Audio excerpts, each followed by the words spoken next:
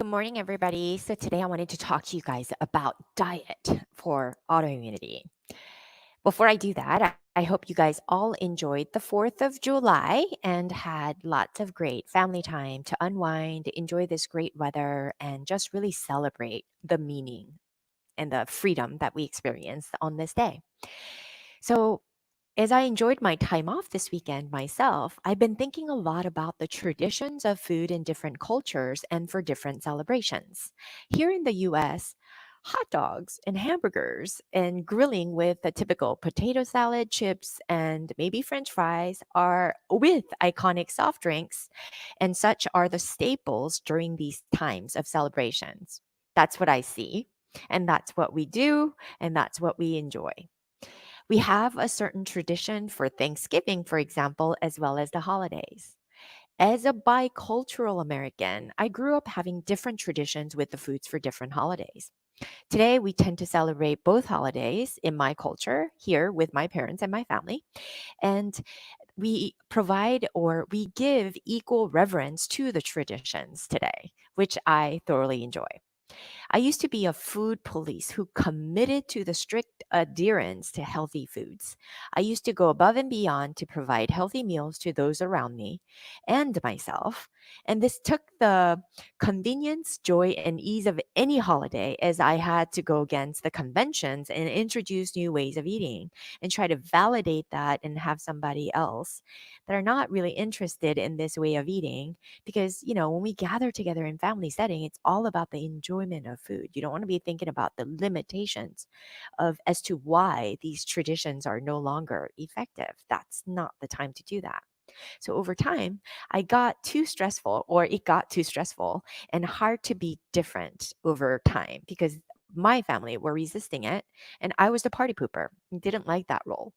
So, bending the rules and learning the art of flexibility allowed me over time to relax and find joy over the holidays with my family.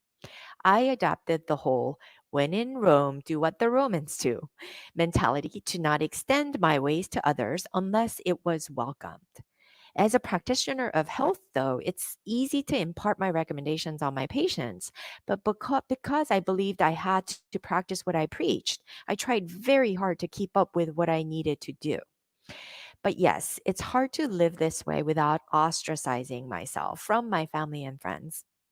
I learned that through my personal struggles that the foods that were healthy didn't sit well sometimes with me at times, while the foods that were considered not so healthy sometimes did. It was a very much a contradiction going on. I felt this in the patients that were coming to me for information, as well as I really inherently felt that in my body as well. But feeling like I needed to be smart and trusting my intellect versus my intuition, I always went with what I think or what I learned that I know about the biochemistry, not really taking into consideration about the patients that I was serving for a very long time. So, for example, as a Korean, kimchi and rice were the staples at every meal.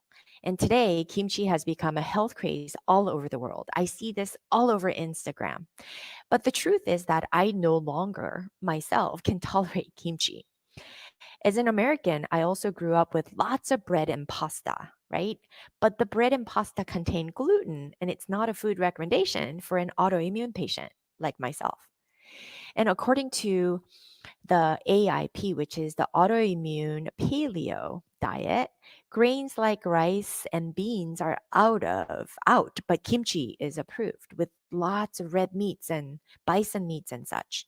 So, and then you look to the Ayurveda traditions, and certain meats are considered unhealthy, while traditional Chinese medicine thinks that some meats are absolutely recommended for certain constitutional body types. So it's all dependent on treating the patients. So contradictions on foods are everywhere.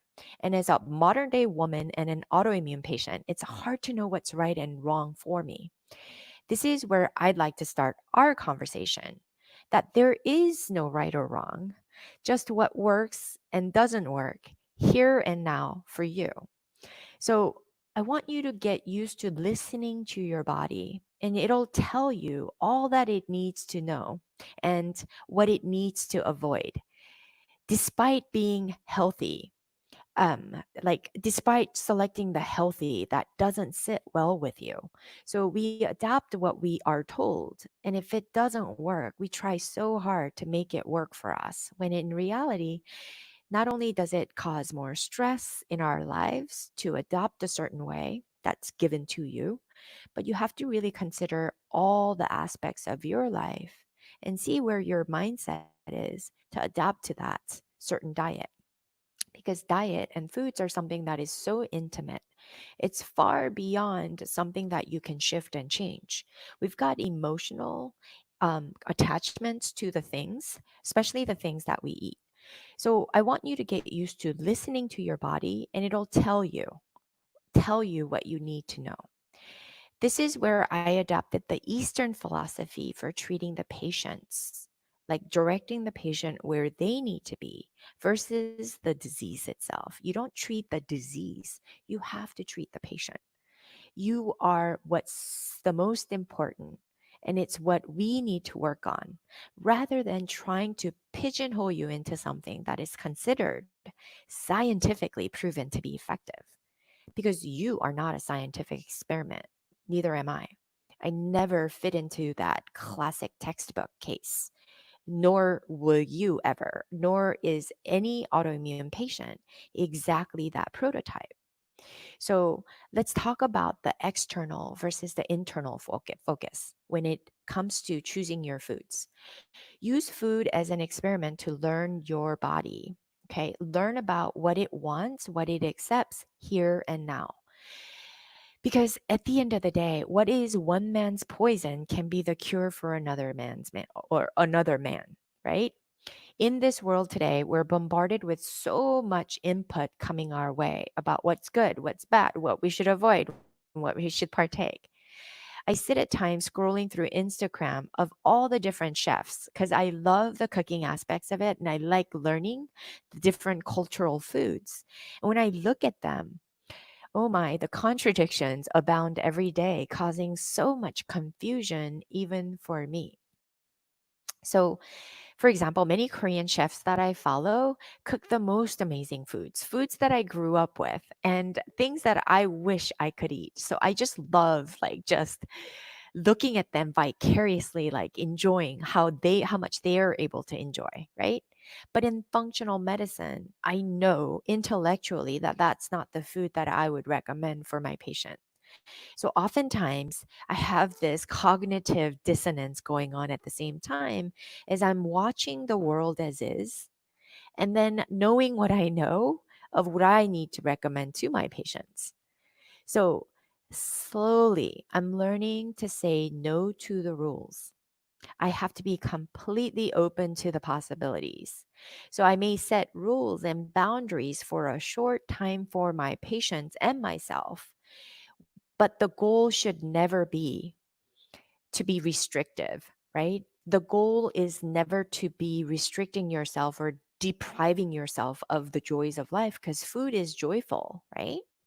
So I want you guys to like navigate this world of health and wellness, specifically about the foods, to understand that there is an yin to the yang to everything, meaning there's the bad to the good, there's a full spectrum. Depending on where you are in your health journey and in your phase of life, you'll fit somewhere and you'll know, and let your body be the guide to dictate what you take in, as opposed to adopting to what somebody else is doing and saying. So, practicing abstinence for a short time to enable enjoyment again, right? But then when you practice yin, restrictiveness, then I want you to explore and be able to look forward to the experience of yang, where you can experience different things to see what your body does and let that be the gauge. I want you to experience, or I want your experience in this health self healing journey to be pleasant and logical, with full of intuition, with a little bit of intellect sprinkled in. Understanding that ultimately we want to be able to have the cake and eat it too is my ultimate motto.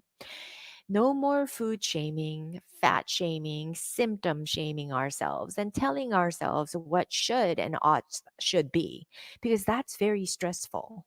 So let's learn to let go and be okay not knowing, and be okay really overindulging at times, understanding that there is a price to pay, and really be tuned in enough to understand how much you can leverage to let go and enjoy. Understanding that too, 80%, right? 80% of the time, you're going to be adhering to the general healthy principles, not rules. And then understand and tune into your life and let your body tell you. And let's cultivate this art of acceptance so that we can dance with what is and be joyfully free from the restrictions, the shackles of what oughts and should be. Because too often, that's where a lot of our psychosomatic trauma and triggers come into play to perpetuate our situation. Her brain is phenomenal and it'll resist what's right. Be open to the experience full heartedly. And that's what our autoimmune health transformation is all about, is learning the art of being, not doing and knowing, but really embodiment of being who you are truly. And once you experience that, healing is inevitable. Trust me on that. Have a great weekend, and I'll see you guys soon.